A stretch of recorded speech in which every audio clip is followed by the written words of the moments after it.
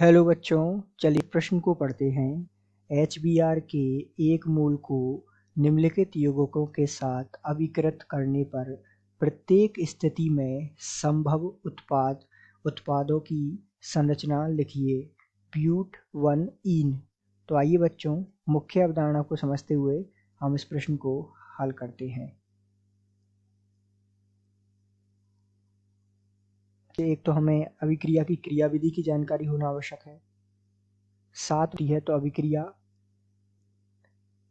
की जानकारी होना आवश्यक है। तो इन सब को हम आइए विस्तार पूर्वक जो है इस प्रश्न की अभिक्रिया को लिखते हुए समझते हैं, इसकी क्रियाविधि को समझते हैं। अब ध्यान दीजिएगा, इसमें हमें कहा है ब्यूट 1 ईन। तो हम सबसे पहले इसकी संरचना लिखते हैं ब्यूट 1 ईन की।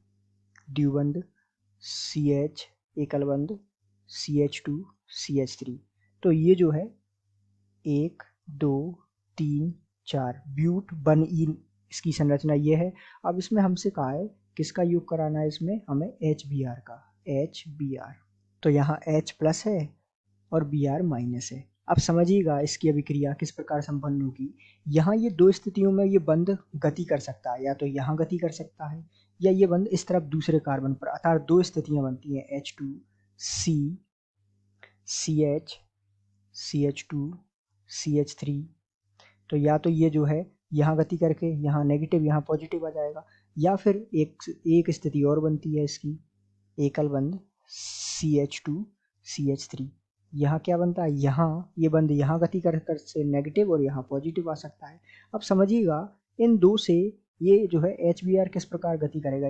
H या तो यहाँ जुड़ सकता है, एक बार H कहाँ जुड़ेगा, एक बार यहाँ नेगेटिव इस नेगेटिव के साथ, और एक बार या तो H कहाँ जुड़ सकता है, ये H प्लस, एक बार ये H प्लस जुड़ सकता है, यहाँ पे ध्यान से देखिएगा, यहाँ इसके साथ। तो आइए अब देखते हैं हमें कौन कौन से उत्पाद प्राप्त होंगे। तो ध्यान दीजिएगा, यहाँ हमें CH2 CH2 CH2 CH3।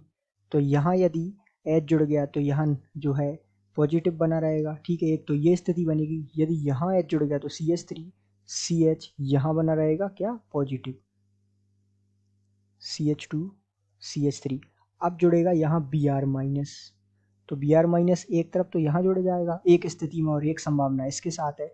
तो हमें कितने उत्पाद प्राप्त हो गए यहाँ पर संभव उत्पाद हमें प्राप्त हो गए दो। कौन कौन से, एक तो यहाँ ध्यान दीजिएगा CH2 और यहाँ जुड़ जाएगा Br CH2 CH2 CH3। एक तो ये उत्पाद मिल गया हमें, और एक और कौन सा मिलेगा, CH3। एक यहाँ जुड़ जाएगा Br CH2 CH3। ये जो दो उत्पाद हमें इस प्रकार ऐसे प्राप्त हो गए। तो हमने समझा कि किस प्रकार जो है हमें यहाँ संभव उत्पाद प्राप्त हो रहे हैं और उनकी संरचना हमने देखी। तो आशा करते हैं आपको समझ आया होगा। धन्यवाद।